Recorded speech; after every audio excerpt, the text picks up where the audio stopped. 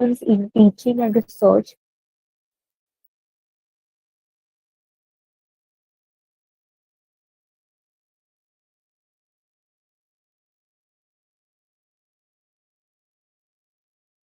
Book and one of their publication ethics and social science has been mandated by the UGC for MPhil and PhD scholars as a prerequisite for pre-doctoral registration. In addition, he has authored more than 40 research papers published in renowned national and international journals, including those listed under UGC CARE. He has served as a resource person for numerous national level workshops focusing on research ethics and academic writing in social science organized by various research institutions across India.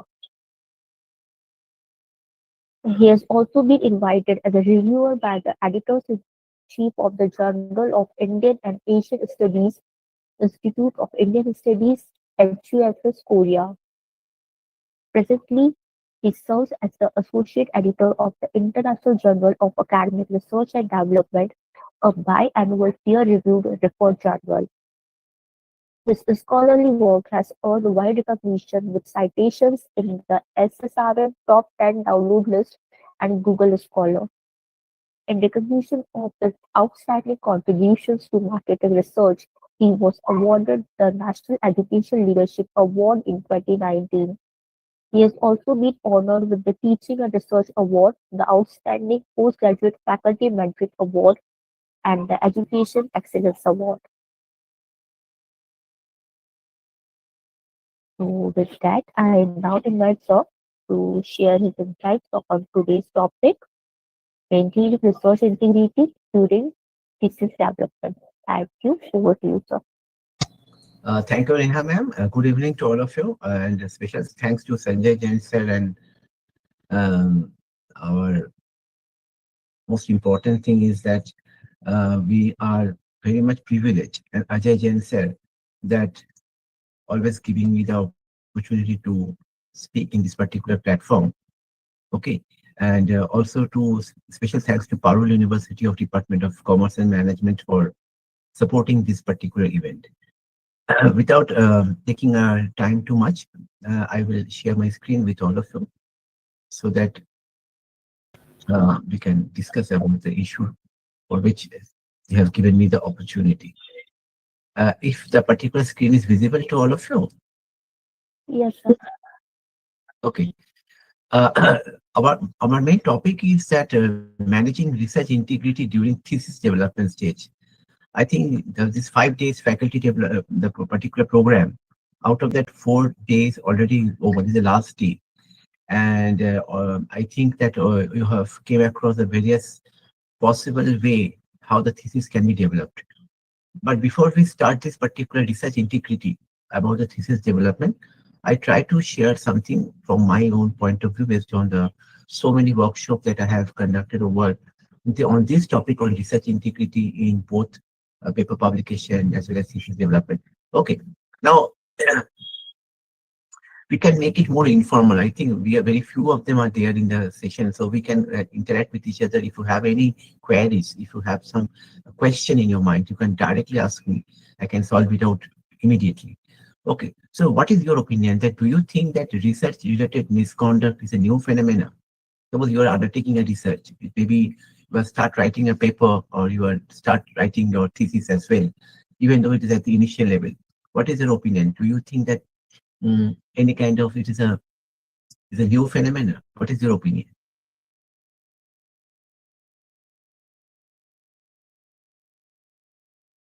Any opinion from the audience?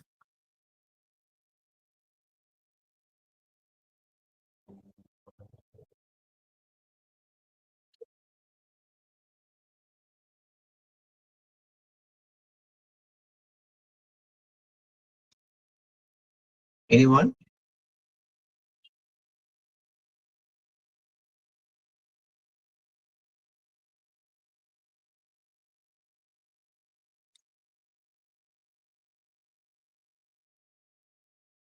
Okay, so we are not getting any response from your end. Okay, so it is not a new phenomena. Okay, the research-related misconduct is not a new. Okay, most important thing is that when we think about writing a thesis or article, The most important thing is that what you have to prefer our choice of quality over quantity. Which one you want, quality or a quantity? Some people are looking for the quantity part, that I have to publish more and more paper out of my own thesis. Someone say, no, I will do a quality research. I will come up with my PhD, and then automatically I will do justice to my thesis, and I will bring out only few selected publication based on my topic. So what you will do, what you will not do. So automatically there is some do's and don'ts in between. So that is why the research integrity matters when you are undertaking your thesis development part. Now I'm coming to that particular point in a very importantly. I think if you can see this particular part, I can show you to a proper way. That was, you are undertaking a literature review. I think you have done, all of you have done the literature review in the day one session. Okay. Now in the literature, after literature review, what is a very important thing? So the next important thing is that are we able to identify our gap? Now question arises that how whether you are truly justifying the gap. And most of the cases when I am and evaluated in the national level the thesis of many scholars, particularly in the western part and the southern part of India, I found that no, the gap is not being mentioned properly. Which gap the scholar is identifying? You know, there are different types of gap, but out of that, four gap becomes very important for us. One is evidence gap, one is knowledge gap, one is empirical gap and methodological gap. Okay, if in the evidence gap, if there is a lack of data available, so lack of evidence, I'm not getting proper secondary data for the purpose of my study. So that is a lack of evidence gap. So evidence I'm not getting, how I can continue my research? So earlier scholars are not getting. So if I am getting, so I will fulfill that particular portion. If it is possible for me to collect the data, I can fulfill the evidence. So that part you have to write after your thorough, comprehensive review of literature, because that is very important. You have to justify that. You can justify it by virtue of your work, by virtue of your own integrity. Next one, knowledge gap. Okay, lack of information regarding a particular subject. Suppose very few research is being done. Okay, if you undertake a research in an area, suppose which is very uncommon and unknown to us. Okay, very recently, suppose I can give you a simple example. Very recently, I have written one paper, a small article for IMA newsletter. Okay, IMA magazine. Okay, which is one of the renowned one, which is called Indian Management. Okay, so I have written one paper and a very small piece of article on a case of cyber loafing. See, the concept is very new, very emerging. Even in the European world or in the developed countries, the concept is there, but its application in the Indian eyes is very less. So I have written one a piece of article on that called the practicing managers in IMA. Okay, so that is a very important thing. I try to fulfill that lack, that area which is not being done by others. So that is a knowledge gap. Now, next one is the empirical gap. Now, suppose you are doing a research and you have done a lot of papers, you have reviewed national, international, demarking between them. And then what happened?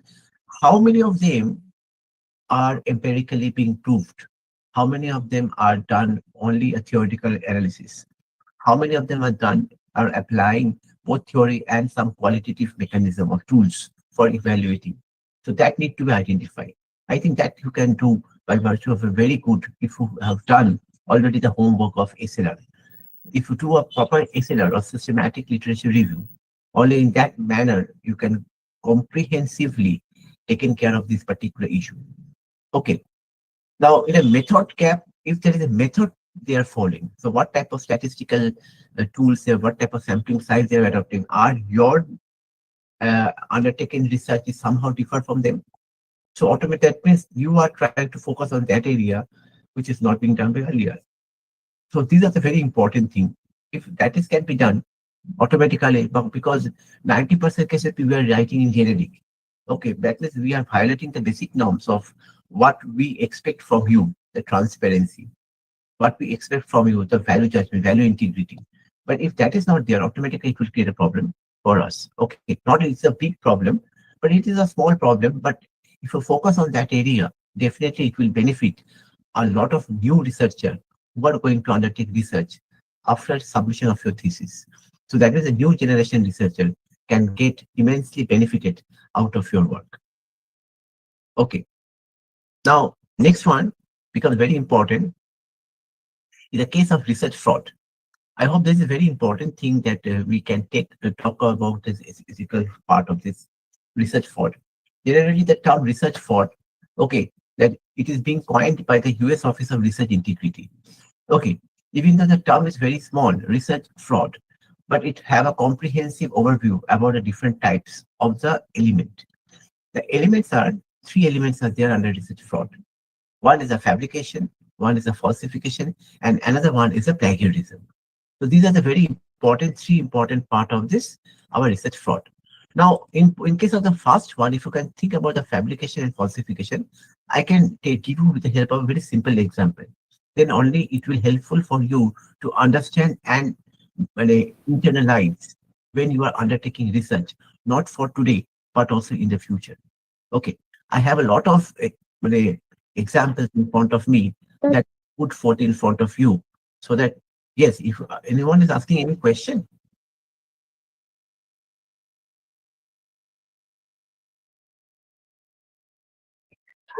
Sir, yes, please, please. Are you asking any question? Hello, my slides are changing. No, sir, slides are no, not sir. changing. Okay, slides are not changing. Okay, then I have to stop present. Yes, sir. Just a minute. Give me 1 minute time. I'm just checking.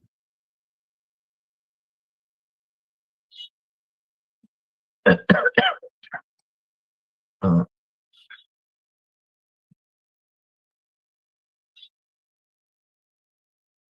now see, it is coming.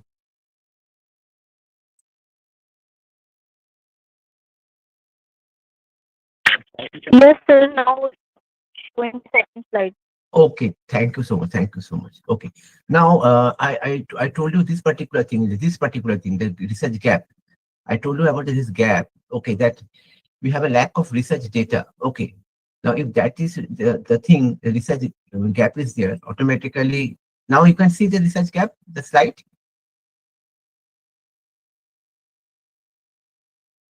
or not? Can you see the slide? No, sir. No, sir, it is not visible. Okay, okay, just a minute. I'm checking once again why it is happening.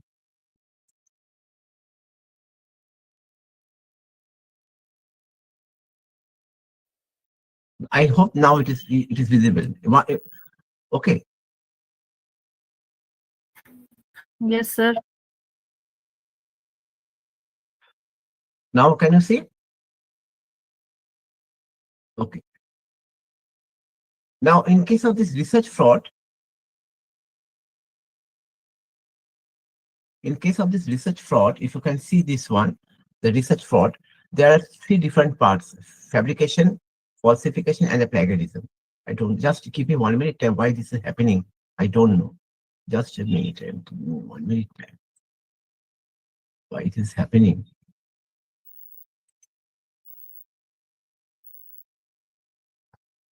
Yes.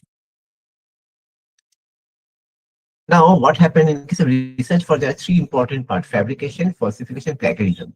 These three important elements are there when we are discussing about this issue of the research integrity, particularly in a given situation. Now, what does it mean actually? Now, suppose question arises that what is the difference between fabrication and falsification? Do you have any idea about fabrication and falsification?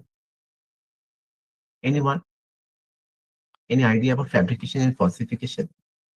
When the data is, manipulated to suit the, to be get aligned with the hypothesis or the statement that we have built.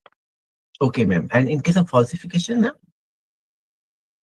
Wrong data that maybe it could be wrongly interpreted or uh, Okay, wrong numbers are cooked up to, I suit can their narrative.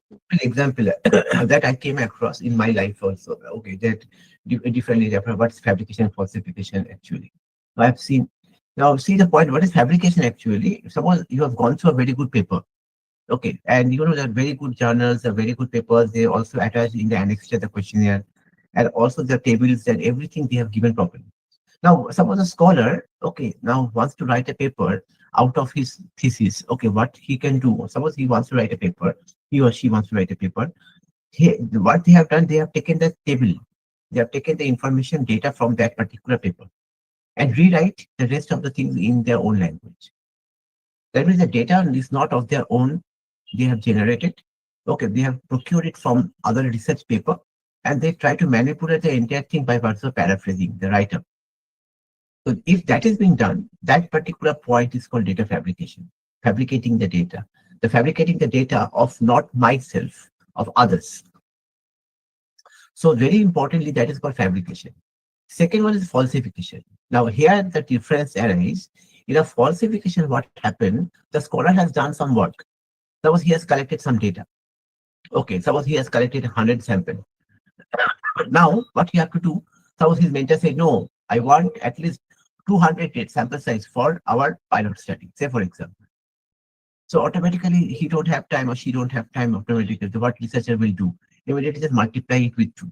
Automatically the Excel sheet he has to prepare accordingly. Just copy and paste and make the Excel sheet of 200 respondent. Okay, there is a repetition of the same thing, copy and paste. So once this is being done, that particular thing, then it is called the data falsification. That is data, there is some manipulation in the data set. That is called falsification. Now that is the fundamental difference between fabrication and falsification.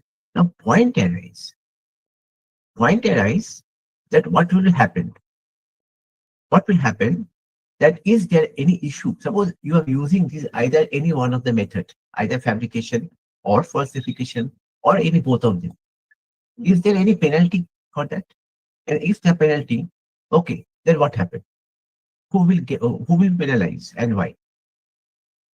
Now, to understand this particular thing, this particular critical issue, and that is very common nowadays. Okay, I'm telling you, it is very common nowadays. And if you go and search, and you can find out a lot of things are happening in the academic world, on particularly in the context of data fabrication and data falsification. Okay, I can show you so many examples from newspaper cutting that what is going on in and around us.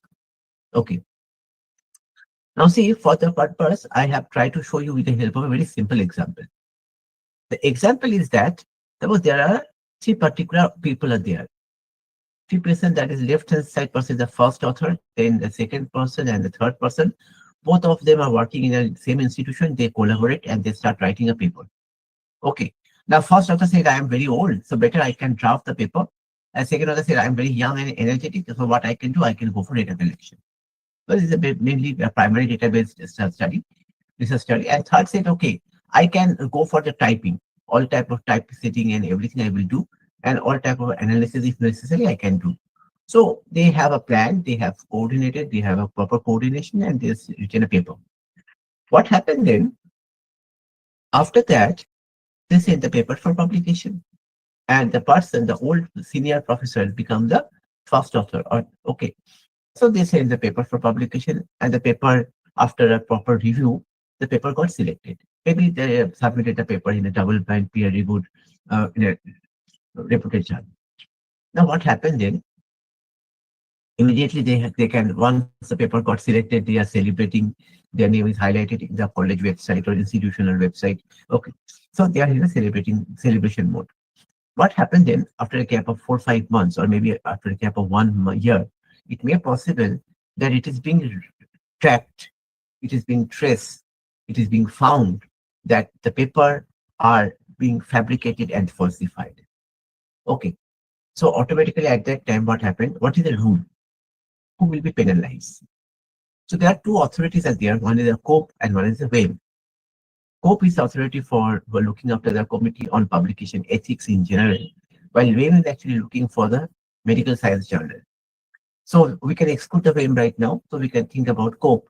And what COPE has said? COPE said, if any paper is being identified as a based on the data fabrication and falsification, then automatically the person who is the corresponding author or the person who is the first author should be penalized first.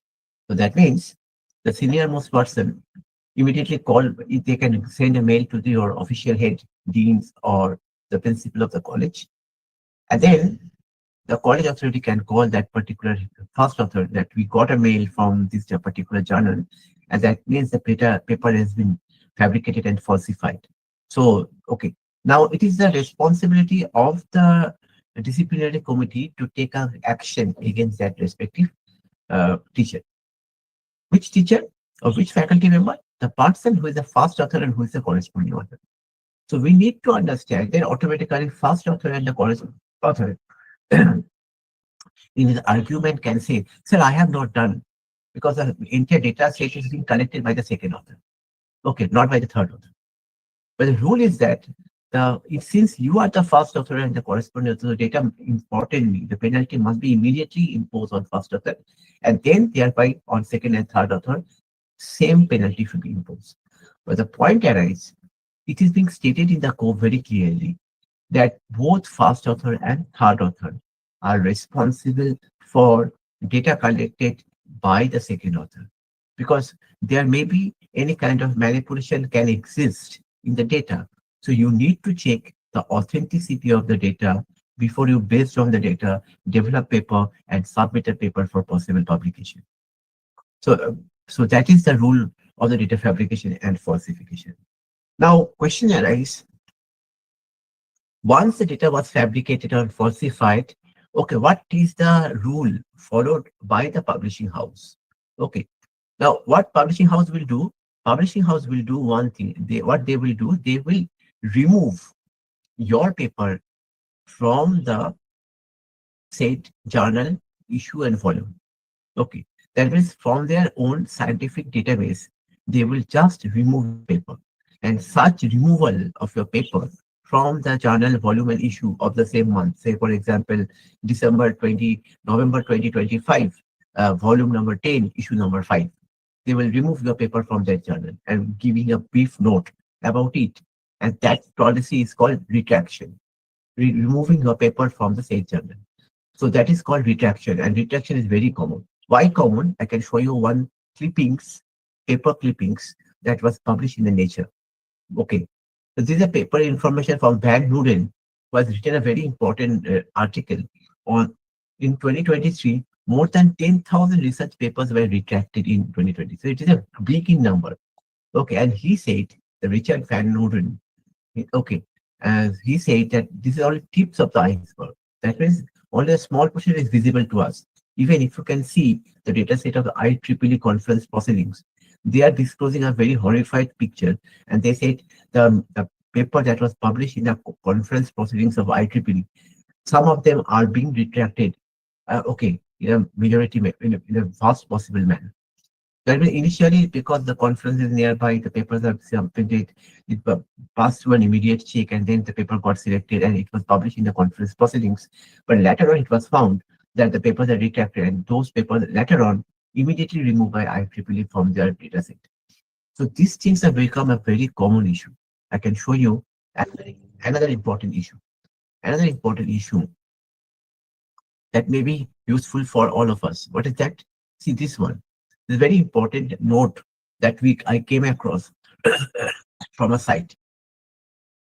It is a journal on intelligent and fuzzy system, that is a very renowned journal by Sage. What Sage has written, he has given a very specific note. I think it is visible to all of you. Sage has retracted more than 460 articles from their journal.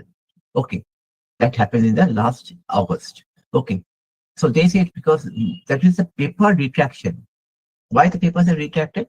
The papers are retracted maybe because of the fact of data fabrication, maybe because of the fact data falsification, or maybe because of the fact image manipulation. Particularly in the life science or biological science, such image manipulation is very common. Even in our field as well, whether you are belonging to anthropology, political science, sociology, media, commerce and management, when you use any image, you don't know you are violating the norms. So that is very important. The data fabrication and data other than data falsification, we have another problem of image manipulation. And that is very common, increasing day by day. Okay, I can show you very important thing, or you can ask me one question. Okay, that question is very common to us. Okay, that what is that thing? That can I cite a retracted article? Suppose it's very common in your dissertation writing. Suppose you're writing a paper thesis. Okay, and at that time you came across a very good paper. You have cited the particular paper in your thesis. Now you came to know that the paper is no more, but already you have cited, and your thesis is going for a final binding. Now you cannot change. If you want to change, automatically entire alignment will go to a radical change. What you will do? Can I cite a retracted article? Already I have used.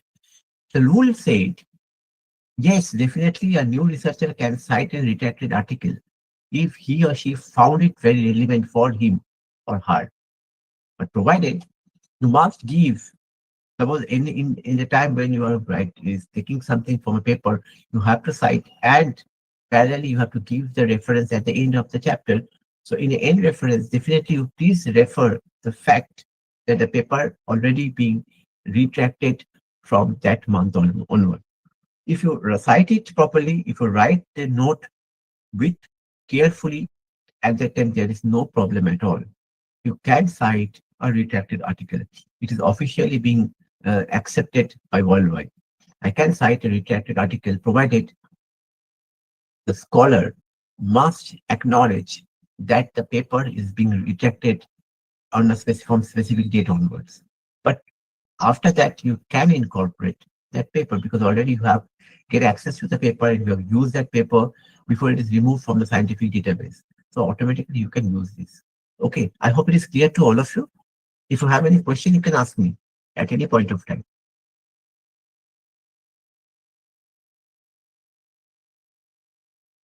Is that okay? Yes, sir. Okay. Now, see, this is a very interesting thing, what I feel very important. Okay, are you aware of this Creative Commons license? And I think all of you are in which domain you are, all of you are working, maybe that means in which area, all of your subject area, all are in commerce management or all are from some different other disciplines are also there. If you can cite me, then it is better for me to explain from your angle as well. Sir, media studies. Okay, and Commerce. okay, commerce, media studies. Okay, so mostly commerce and media. Any other from arts like political science, sociology, or something like that? Okay, no. So the automatically we can assume that all of you are from media side. Particularly, this is very important and useful for also those who are commerce, and particularly in media study. In the media studies, we are doing different types of work. Okay, I am also working in a different small domain of the media, particularly on television commercials or print advertising. I'm very much curious about it. I'm working on that.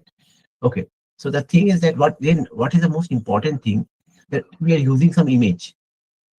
Suppose I have done a one study on how women are being projected in some selected categories of magazines. Okay, so it is a very 10 years study I have done. Okay, so it's where we have to use a lot of images.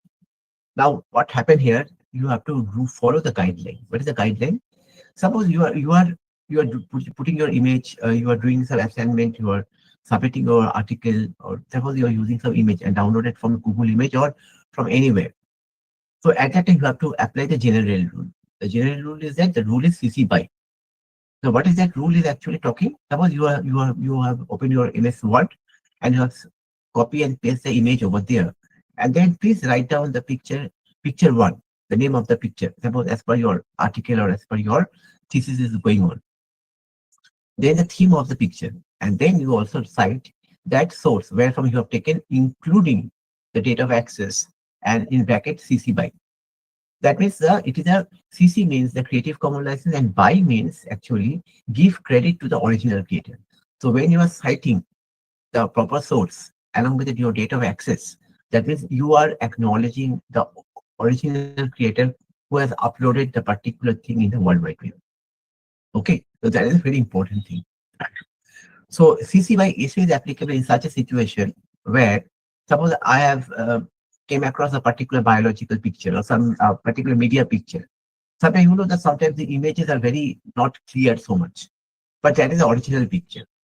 What we are doing right now, we are because we are very much expertise right now uh, for our stay and connected with the social media. We are always updating our image properly, making it more bright, colorful. Okay, so that I can look very smart. Okay, so CC by SA focusing on that issue. If you use some image, please keep the original image. That is shared alike. You cannot change it. To change it, that automatically being fall under the case of image manipulation. Now, CC by NC is applicable in a situation when you are downloading an image and you are using for non-commercial purpose. So I'm using this image right now for the purpose of taking the session. This is actually imparting for education or academic purpose. So that is why this I'm using the image, and that is why it is not following, and this is not a violation of the Creative Commons license, because these are following under CC by NC, non-commercial purpose. I'm not using it for commercial purpose. I'm using it for educational purpose or educating some specific group of people.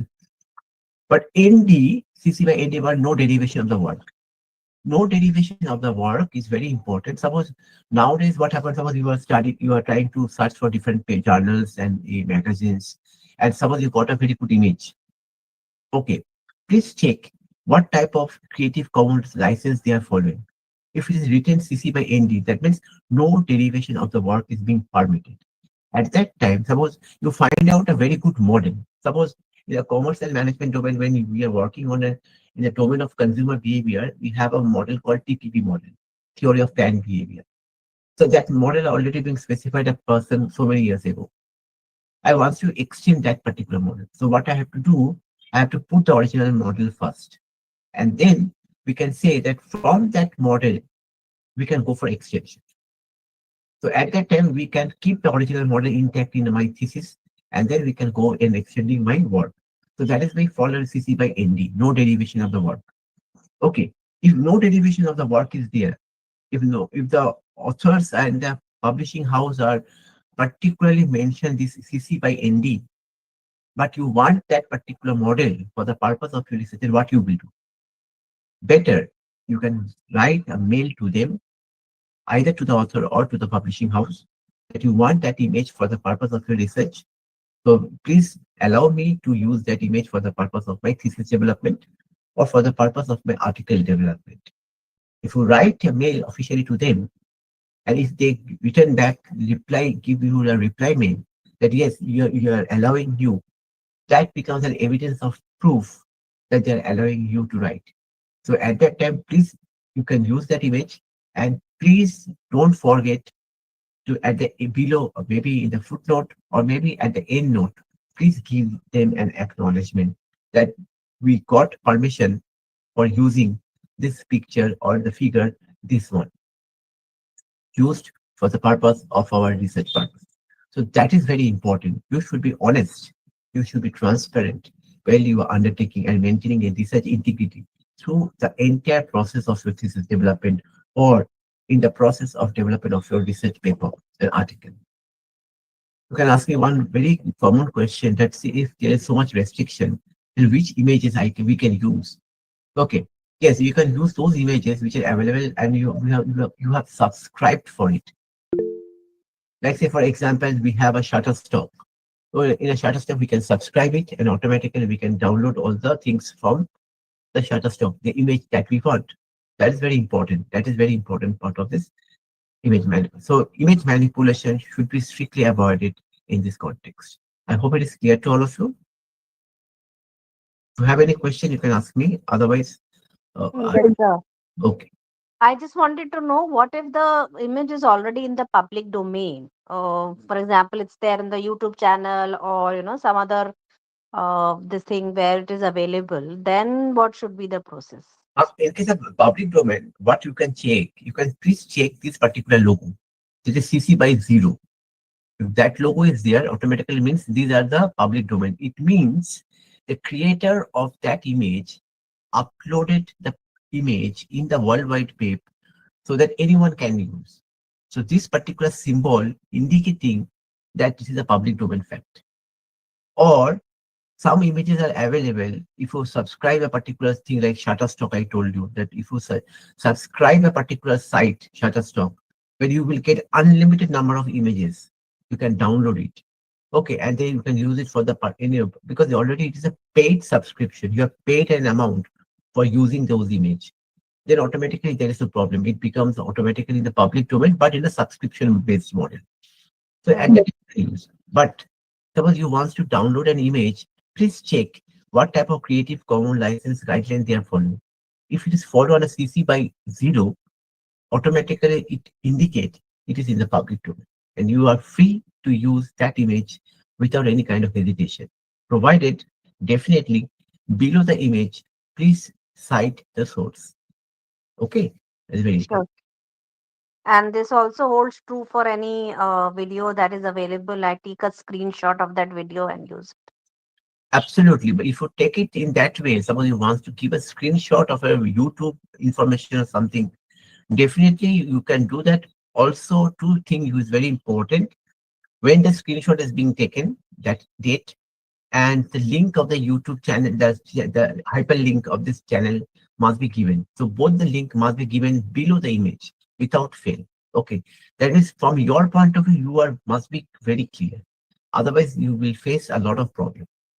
Okay, so that is a very important thing for the first two part of the research fraud, that is called fabrication and falsification.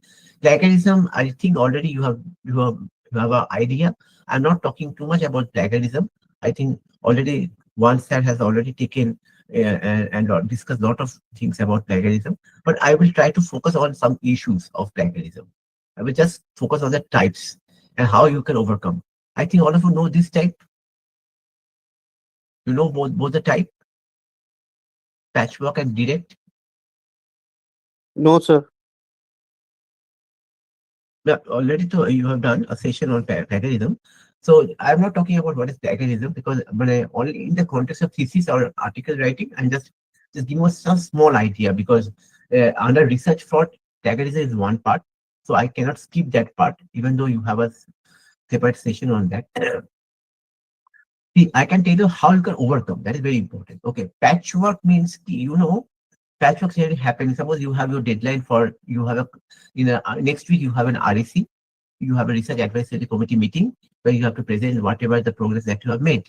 Okay, so what you are doing, what scholars are doing right now, they are collecting from here and there, and then they're putting in a paper in a piece of Word document, and then they are submitting it to their mentor. That is a case of the patchwork. That is also called mosaic plagiarism. Okay, but that is generally these type of things are generally being done. Kids in their school days, those who are in 5, 6, 7, 8, 9, 10, they are doing this kind of assignment submission in their peak manner. Okay, they don't understand, so that is why they are copying it from the Wikipedia. Okay, but always keep in mind Wikipedia is not an authentic source of referencing. Some people using, I don't know why. Okay, the Wikipedia is not an authentic source of citing. Okay, because we need some original research paper for citing. So that is called patchwork plagiarism. So the rule is that how we can overcome patchwork cannot be done in that way. You have to read the paper and then automatically you have to write, and automatically you have to use proper citation. Otherwise, you cannot avoid similarity as detected by Authenticate, Turnitin, Urkund, or any other software. Second one is called direct plagiarism. Now, for particularly media science, ma'am, this direct plagiarism is more applicable.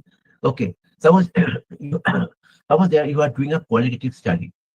Okay, in case of this qualitative study, what happened? Okay, what happened that uh, there's a very important note I can give in one session I'm taking in the western part of India. Okay, and there's a one lady from English who's doing a study on English, particularly Shakespeare. She asked me a very beautiful question.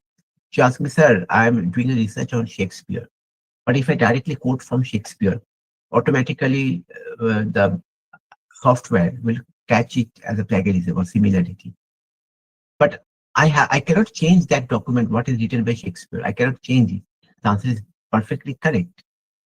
One scholar in that particular session, he is also doing research in the area of law. He told me, sir, that I am doing research on different cases, which is I have to quote something from Supreme Court and High Court and District, the verbatim that was given. So if I put those things in there, so don't you think that it will catch plagiarism? Okay. I said, yes, definitely it will catch plagiarism. He said, then how we can overcome? Now, say direct plagiarism can be avoided in two possible manner. Okay. One possible manner, that is called using of quote. Okay. Particularly, this is more important for a media science, the ma'am who is present in the session. Okay. Now, this quote may be of two types. One is short quote, one is called long quote. If it is less than 40 words, it is called short quote. If it is more than 40 words, it's called long quote. For the short quote, you have to put the entire thing within double quote, and you have to give at the end the parenthetical citation. Okay, but if you're using more than 40 words directly copying from others, from a book or any thesis or any from other article, then it is called long quote. But suppose you have taken an interview of a media personality, and you have to put it, you have recorded it, and you are putting in the verbatim, putting in your paper. So it is a more than 40 words. So how you can overcome the problem of plagiarism here? So in case of more than 40 words, what you have to do, you have to put it in a separate paragraph and make the paragraph italic. Okay. And separate it from the earlier paragraph. And then on the right hand side, you have to give the parenthetical citation. Only in that way, which is being approved by UGC, you can overcome the problem of direct plagiarism. I hope it is clear to both of you, or all of you. Yes, sir. Okay. Now, second one, see this one. Another one is source-based plagiarism. You know, sometimes it happens. What is source-based plagiarism? I have gone through the paper and I have written it something from that paper. Okay, but I forget to cite a source. Now, what happened next? Some people are cleverly putting a false citation and then putting in Sir, that slide are not changing. slides are not changing. Just a minute. It is changing. It is showing source-based plagiarism and idea plagiarism, sir. Yes, yes. That's what it is, sir. In a source-based plagiarism, what happened? Now, I'm reading something. The point is that when I'm citing, I forget where from I have taken. So I have put in a wrong citation.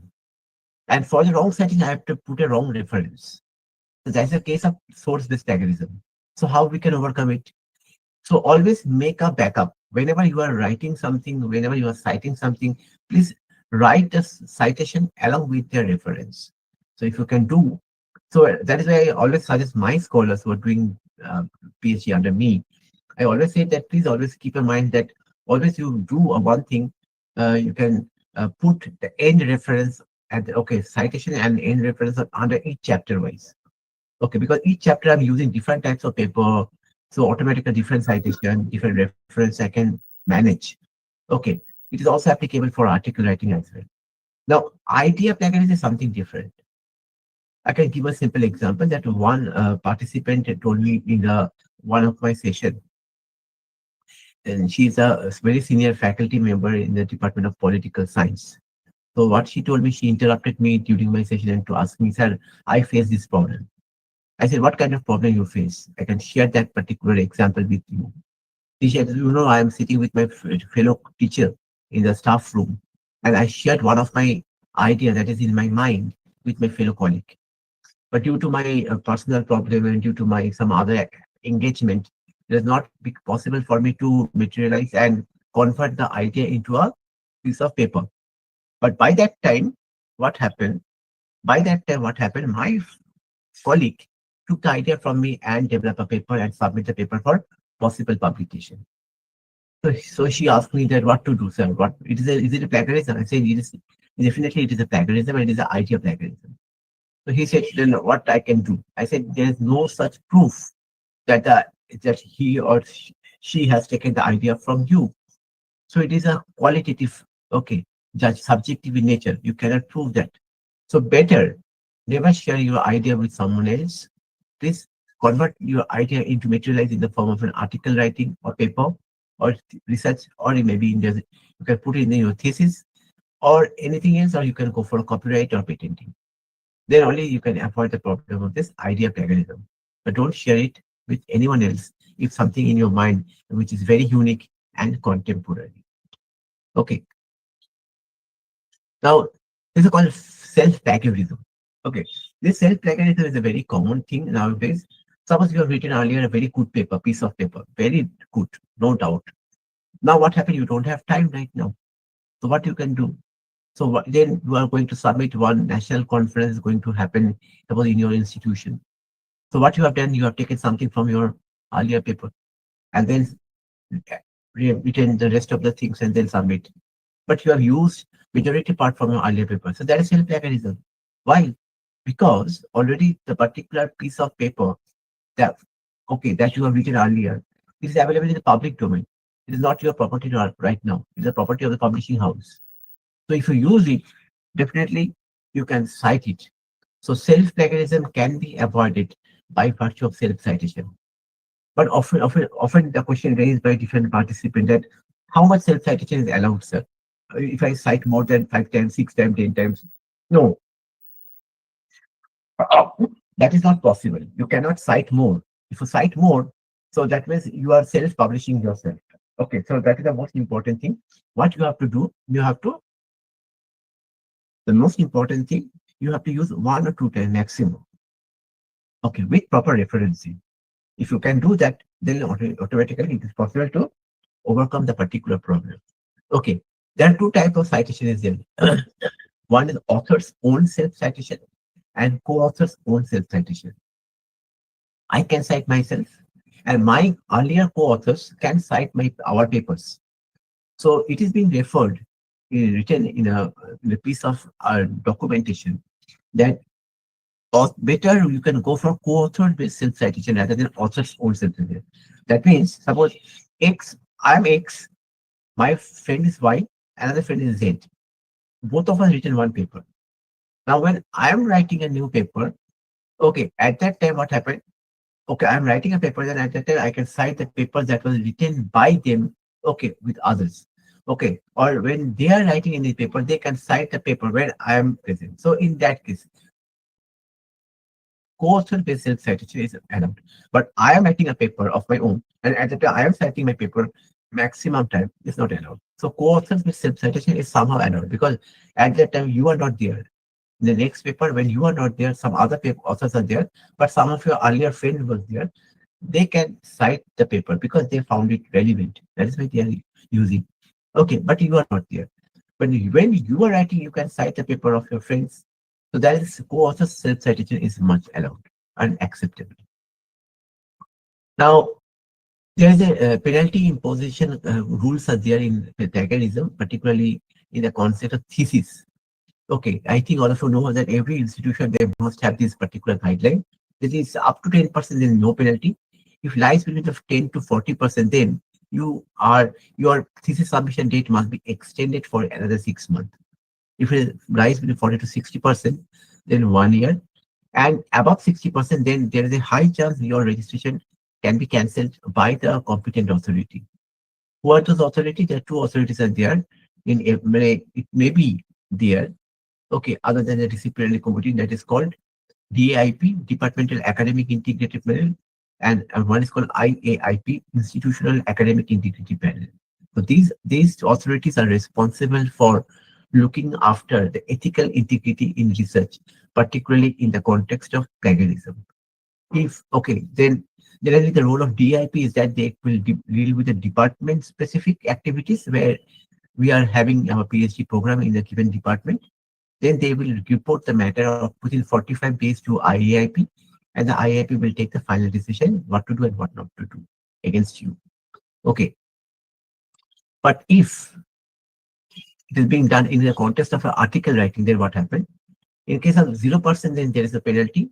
If lies will 10 to 40%, then automatically the researcher can ask that to reduce the particular thing from you. Okay, withdraw the manuscript. Okay, but if lies will 40 to 60%, what happened? The thing is that automatically the 1 annual increment of that faculty must be stopped, and the person is not allowed to guide any scholar for a period of 2 years. If it's above 60, definitely two annual increment must be stopped, and you are not allowed to guide any scholar for a period of 3 years. It's a very important thing that we need to understand. Okay. Now, what we can do to avoid the plagiarism? So, suggestion from my end is never copy from others. Write everything of your own. Okay. Please, that is called paraphrasing. You think, go through the paper, identify the essence, and write in your own language. Don't go for fabrication and falsification or image manipulation. If possible, if there's a term called CC by ND, CC by NC, automatically please go and check, ask permission, use that table and figure accordingly. And please create an awareness among your fellow colleagues and friends about the plagiarism so that they can avoid it to the maximum possible level. Okay. So this is very important for us to understand. Okay. Next one. Now, this is very important thing for all of you. Okay, suppose you are in the process of thesis development. So automatically that might strike your mind. Okay, it is not changing right now. I hope it is changing. Ah, it is changing right now. Right. So automatically there is a problem arise. I have seen so many scholars post after getting an award, PhD award. What they are doing, they are they from their thesis, they are publishing as much as possible.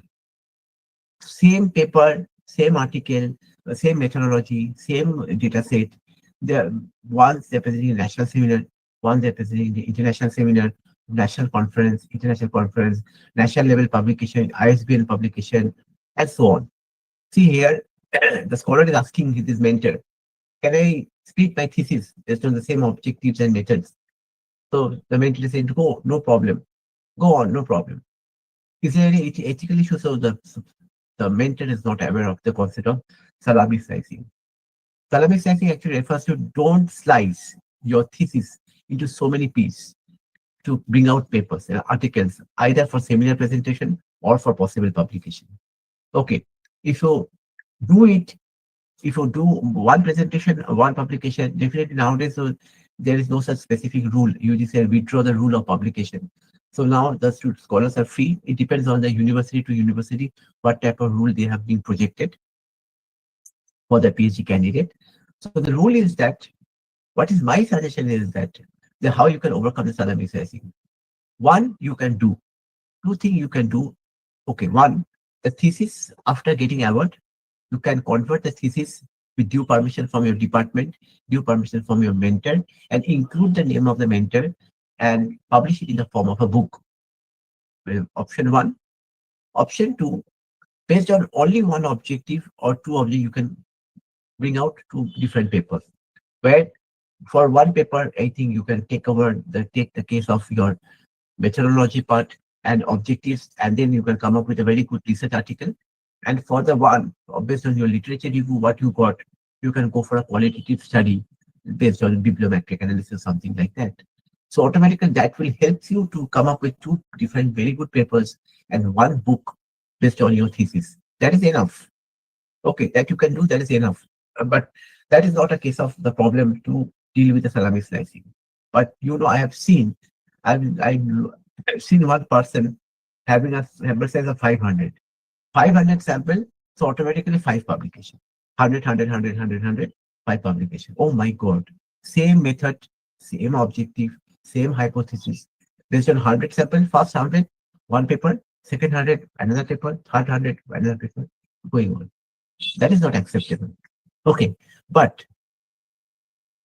salami slicing can be avoided if your study is a longitudinal in nature, when long-term studies there.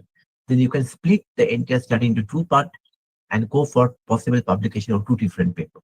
At that time, the rule pertaining to salami slicing may not be applicable in the true sense. I hope it is clear to all of you. Any question from your end?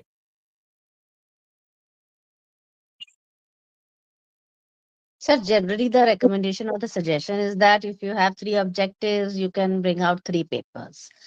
I mean, what do you have to say about that? Generally, it is a recommendation, but the thing is that in that case, you please differentiate your paper from each other. You can do that definitely for each objective. automatically your method, your procedure should be different. Generally, I can pay for that. Suppose based on your fast, the entire review that you have done, based on you can come up with a very good qualitative or SLR based study. For the entire two of the objective you can take, and then you can come up with a very good empirical paper. Okay. And so that is very good enough. One, two paper from a thesis is enough. Okay. I hope that people do accept it. And one presentation you can do, one international level conference you can submit and present your paper. Okay. That is very good. So two paper you can present and you can come up with a two publication. And one after that, the entire thesis you can convert in the form of a book. But using the same data set and coming up with a paper after paper, that is not at all acceptable as per the guideline given by COPE, not by me. Okay, COPE said this concept very clearly in a salary slicing concept, particularly. And also, the same rule is also being advocated by women as well. Okay, they also in the medical science, even though they have also mentioned the same thing, you cannot do that. Okay, Sure, sir. Thank you. okay. Now, this is another case. So this lady is submitting the same paper in an international conference, same paper in the national seminar. Is there any ethical issue? Okay. So automatically the question arises, is a case of multiple submission. Should be very careful. I think I've seen so many times this issue. You have sent a paper for possible publication. Nowadays, what happened if you're submitting your paper in a very good reputed journal, it will generally take a long time. Okay, I've submitted one paper of mine, which is accepted for possible publication in a ABTC B category journal.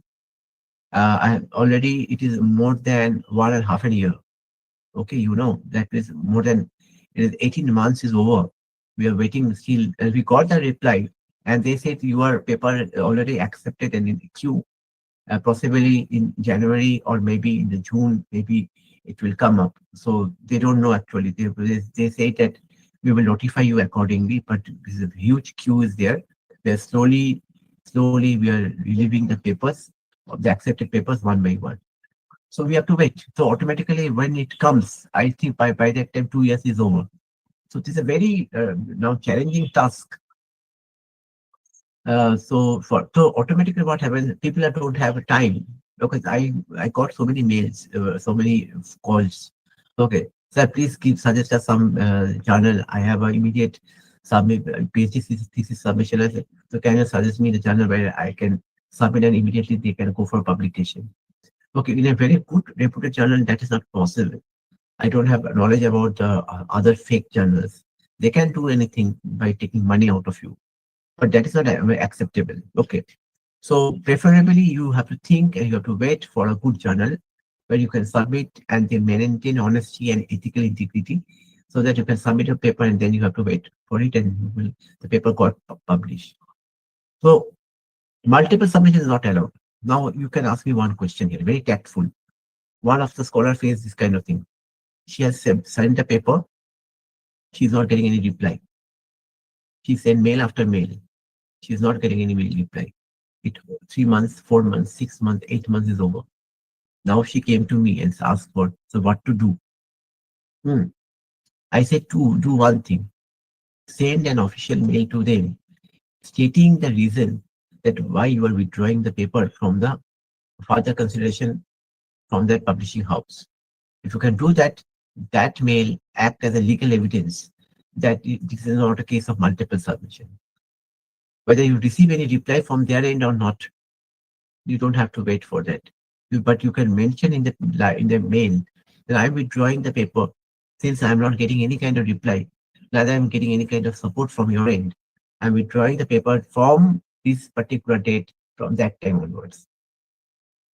If you make this line, that mail act as an evidence of proof that will support you.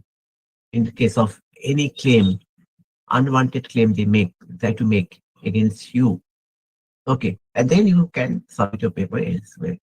So there is a normal case is happening everywhere right now. Okay, so automatically you should aware of this issue of avoiding the case of multiple submission. Never submit your paper, one same paper in a national conference and then in an international conference once again. So this is also a case of multiple submission. Don't do that. It's a very violation of the basic norms. Okay, I'm skipping this particular thing. Now, do you have an idea who is an author? Any idea who is an author?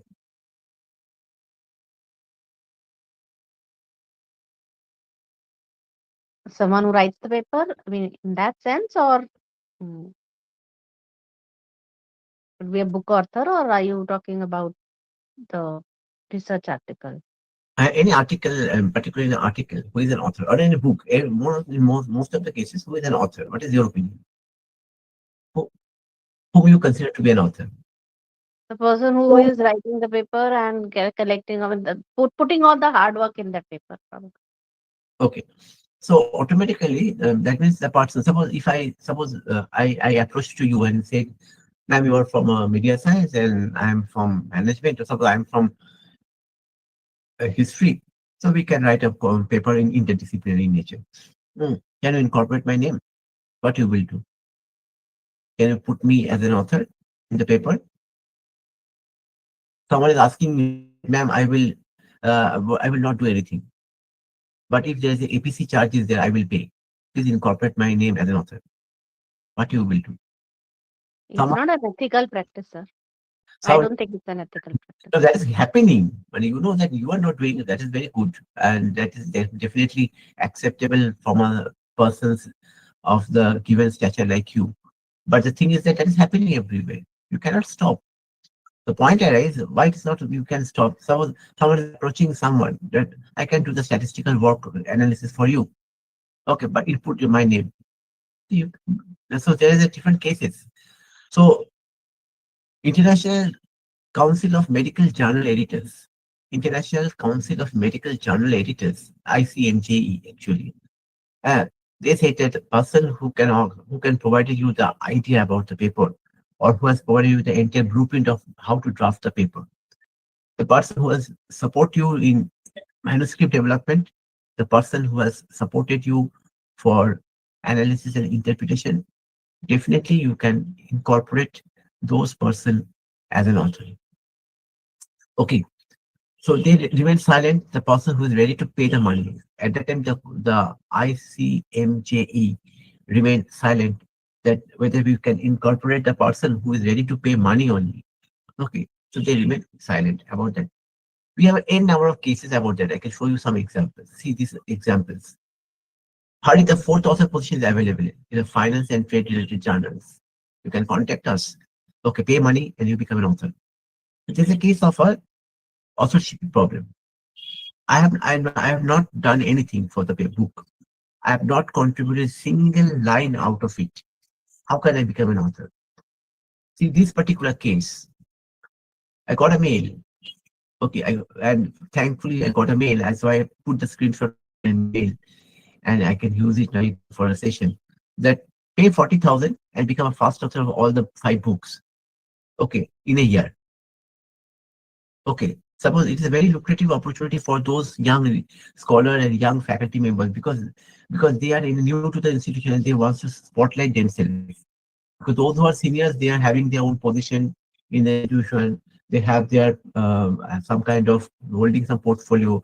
But those who are very young, they want to show them that yes, we are also performing better as compared to others. So automatically they want to show that 5 books in a year. But you know that will dilute the image, not in the short run, but also in the long run. Because people can understand that, hey, yeah, also so he can write anything, okay, and everything. So if a person can write anything and everything, automatically, you know, indirectly they're telling that your brand image is already being diluted. That is very important thing that how you can maintain your integrity in the particular process of research. Okay.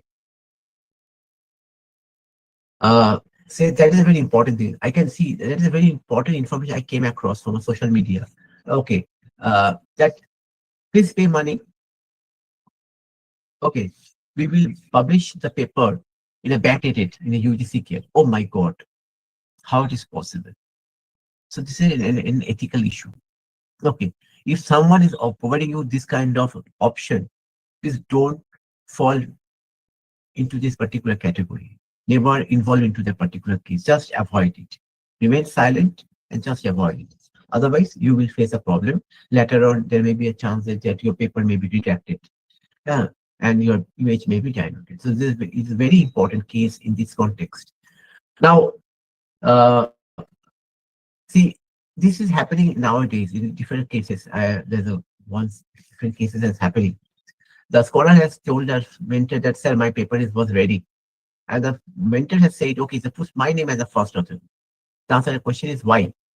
Why the mentor is demanding such unethical issue that they are demanding from his scholar or her scholar? Okay, so they cannot demand in that way. It is the duty of the mentor to put the name of the scholar as a first author and put his or her name as a second author in order to acknowledge their contribution. That is very important nowadays. But in reality, sometimes some people are doing, but majority of the people may not be following. We don't know. I have so many cases that the students are facing this kind of problem, and that is when they inform the matter to me. So automatically these cases are there. So what type of problems are there? What type of authorship problems are there? You need to understand in this case. There are three types of authorship problems: the ghost, guest, and gift author. Okay. Now, with the case of ghost author, the person who is contributed substantially. Okay, I have taken help of someone else. I cannot write. So the person has written on behalf of me. I paid the money to him. So you can say in your argument, sir, I have paid enough money to him. What he is demanding 10,000, I paid 12,000. He has written a paper for me. And then I'm publishing my paper in my own name. Okay, so you are not an author actually. That person is an author. Okay, so that is his name was not appeared in your paper, so he's a ghost author, and neither you have acknowledged the person in any possible manner. A guest author is something different, and that may be used by the particularly the researcher community very carefully. Researcher community may making the linkage with the different eminent academicians, and then they are approaching that, sir, can I incorporate your name in a paper? Why? Because they know that if I incorporate their name as a first author and if I put myself as a second author, my paper, the chance of getting my paper published becomes very easy. So Cope has identified three types of authorship: ghost and guest. Okay, so that means guest is a situation where the scholar tactfully incorporates the name of an eminent personality as a first author or as a co-author, so that the chance of paper getting published very easy. Third author is a case of gift. That is a very different situation where what happened.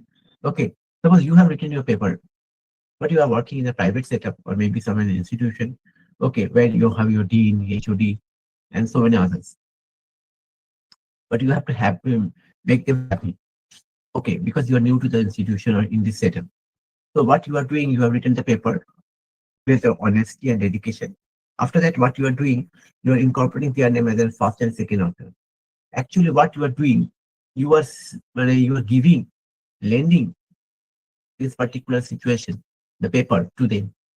That is a gift. So ghost, guest, and gift author are totally being restricted.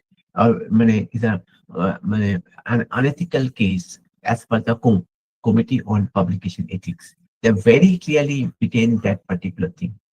Okay. Now, one important thing, what Cope has suggested to us, Cope said, all the scholars, young or new, young or old, okay, they definitely please create their own ORCID ID. This is a very unique ID that is being available and for every academician. If you can create it, it's totally free of cost. You can create your ORCID ID, and automatically by virtue of ORCID ID, whenever you are submitting your paper, whenever you are using your giving a presentation, please use this ORCID ID. Particularly when you are going to submit your paper in a good reputed journal like Sage, Inter Science, Emerald, Taylor and Francis, Wiley, definitely they need an ORCID ID from you. This ORCID ID gives you a unique identifier, like our Aadhaar card, so that you should be recognized separately by virtue of your work. That is a recommendation given by COPE in this context. Okay, so there's a very important thing that need to be understood, and I hope. Okay, now the last part before we end the session. Okay, now there's a conversation between a scholar and a friend. The scholar is asking, can I write a paper using ChatGPT? Okay. His friend said, no problem. Who will verify? Okay. So the girl is saying that in case of any defect in such authorship, can create if I use ChatGPT as an author, or if I write a paper based on ChatGPT. Okay. And if I acknowledge him, if I acknowledge ChatGPT as an author, then where is the problem? So this friend become puzzled and said, problem? What type of problem? Now to look after this issue, we need to understand that what is the law behind it. Till date, we don't have proper law as per the standard highest authority is concerned. But we have a law as per the recommendation that was given by Medical Science Journal, particularly WAME, World Association of Medical Editors. WAME has come up with a very good specific guideline in this context. What they've stated this particular thing. On 2023, January 20, WAME come up with a particular guideline for publication, particularly in a scholarly journal. They said ChatGPT or chatbot cannot act as a role of an author. So they cannot take the responsibility of an author for the paper. The relationship between you and ChatGPT are not transparent. Okay. And the authors are responsible for execution of the task, like idea creation, then blueprint development, okay, and all those things. Okay. In case of any type sort of problem that you face, nowadays, other than similarity checking of plagiarism, we are also trying to check the AI similarity as well. AI similarity is not at all acceptable. Okay, very soon I'm working on 2 3 books on CRC Press, Taylor and Francis, and Speech and Nature. Okay, so automatically we are coming up with 3 books with Scooper. So we have checked all those papers. Lot of papers we received. For our first book, we got more than about 100 plus paper. Okay, but we can consider only 24, 25 papers out of it. So again, we are planning to come up with a volume 2. Okay, but we need the permission from the authority accordingly. So the thing is that we have checked all the similarity index as well as AI index. If we found that AI index was there, at least 10%, we just exclude the paper from possible publication. So the thing is that no one will accept any paper if having AI similarity. Okay. Now, very interesting, just opposed to the point that I have mentioned in the last slide, there's a one paper where I found very interesting on Elsevier, Nurse Education in Practice. And in the Nurse Education Practice, the editor of the journal has written the paper, the editorial note with ChatGPT as a second author. See the point? The editor of the journal and ChatGPT as a second author. Oh my God. That is, it is violating the basic norms of WAME.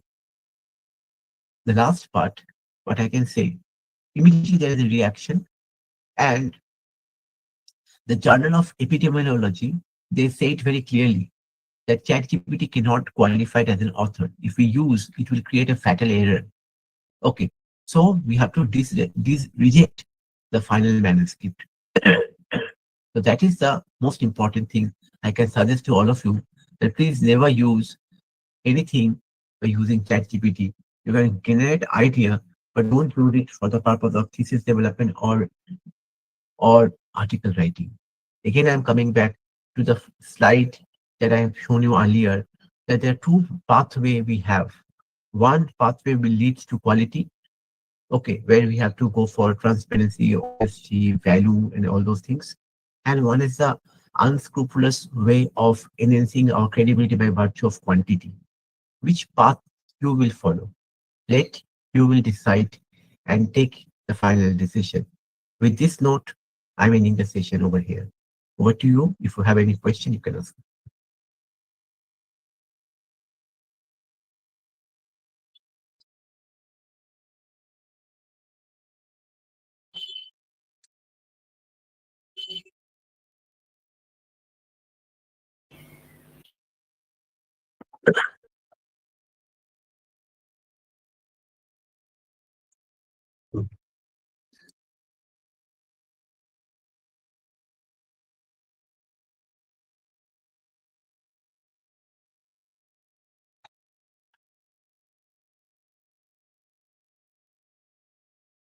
I'm sharing my number with all of you. If you have any query, if you have any doubt, you can give me a call. Particularly the people who are facing the fake journal identification, you can give me a call and find out the right journal for the selection. Okay. Have a nice day. Over to Neha Jain, ma'am. Thank you so much, sir. So, as we reach the end of this commendable, essential, and successful faculty development program on how to write a PhD research thesis, it's time to formally conclude the event.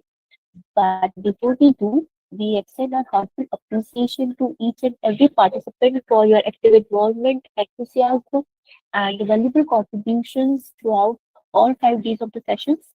And a sincere and respectful acknowledgement goes to all our session experts, Dr. Kunal Suri sir, Dr. Shrestha Chabra sir, Dr. Rekha ma'am, Dr. Ambika ma'am, and Dr. Suman Datta sir for generously sharing their precious time, profound knowledge, and academic expertise with all of us. We also express our deep gratitude to the Research Foundation of India and RFI-CARE, along with Paru University, Gujarat, for their continuous support and collaboration in this initiative. Special thanks to our sponsors, Shod Malwa, GHRF, ARGA, and Edu Academic Inc. for their unwavering support, which has been instrumental in the success of these programs. With that, we formally conclude this enriching journey. And participants, please stay connected with the Research Foundation of India for more intellectually stimulating and research-focused sessions in the future. Until that, happy learning. Thank you so much. Thank you all. Have a nice day. Good night to all of you. Thank you, sir. Thank you. Thank you.